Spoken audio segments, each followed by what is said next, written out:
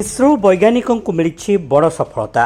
भारतीय space agency ISRO एवं राम सेतुर विस्तृत मानचित्र प्रस्तुत करिछि।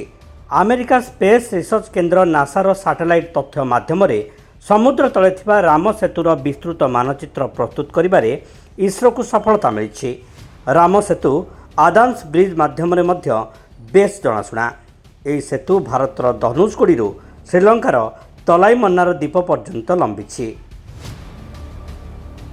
इस्रोर जोधपुर और Hyderabad national remote sensing centre गवेषक माने नासार सैटेलाइट जरिया मानचित्र अध्ययन करथिले।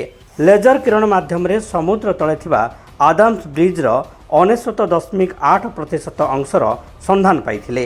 एही कारणरू जहाज माध्यम समुद्र तले थिबा सेतुर सर्भे करने कष्टकर थिला।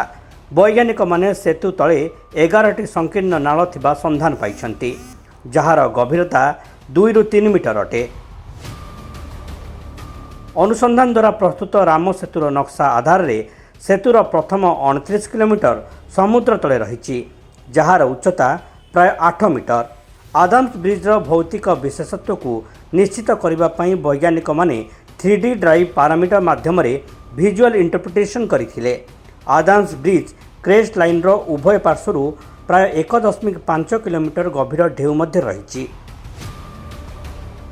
यह धनुषकोडी और तलाईमन्ना द्वीप मध्य एक सबमराइन श्रृंखला भली दृश्यमान होउछि। एपटे रामेश्वर मंदिर में थिबा अभिलेखरू जनापड़ुछि राम सेतु 1480 मसीहा पर्यंत जलस्तर उपरे थिला, पर एक घूर्णिबलय समय रे यह बुड़ी जाइथिला। तेबे इस्रोर अनुसंधान राम सेतु संपर्क में अधिक जानिबारे सहायक हेबो।